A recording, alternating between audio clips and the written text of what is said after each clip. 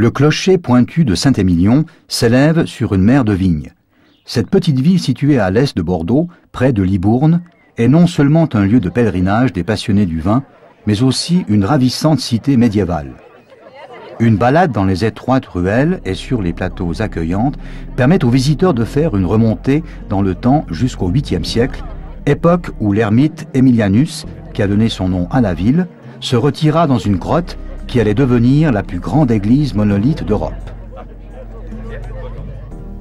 À moins d'1 kilomètre du clocher visible de loin de Saint-Émilion, sur le fameux pied de côte, exposé plein sud, s'étire le vignoble de Château Angélus. Depuis 4 générations, la famille de Beauhuard se dédie avec passion à la viticulture. Le domaine de l'Angélus, il est vrai, offre une vision paradisiaque.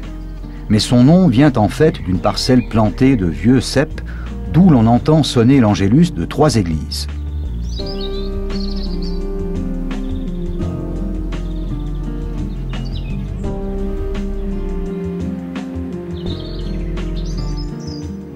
Dans la cave, le vin subit son premier transvasement dans une barrique neuve. Le dépôt et les levures restent au fond du vieux fût. Les vins de Château Angélus jouissent d'une réputation mondiale. Le propriétaire du domaine, Hubert de Beauhuard, nous explique pourquoi.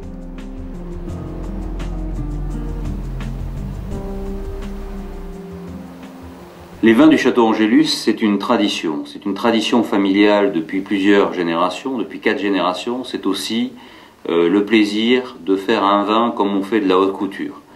Des vins qui sont caractérisés par leur élégance, leur finesse, leur capacité à donner ce plaisir, ce charme, la qualité de ses tanins, cette histoire fabuleuse du vin qui s'est créée ici à l'Angélus avec la famille de Boire.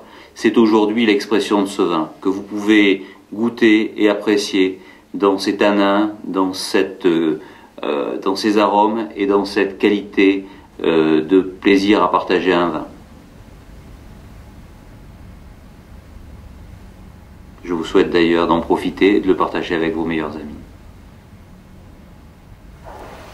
Un silence religieux règne lors de la dégustation quotidienne de l'énologue de Château Angélus. Son nez et son palais doivent remplir leur office sans se laisser troubler par la qualité incroyable des nobles crus du château.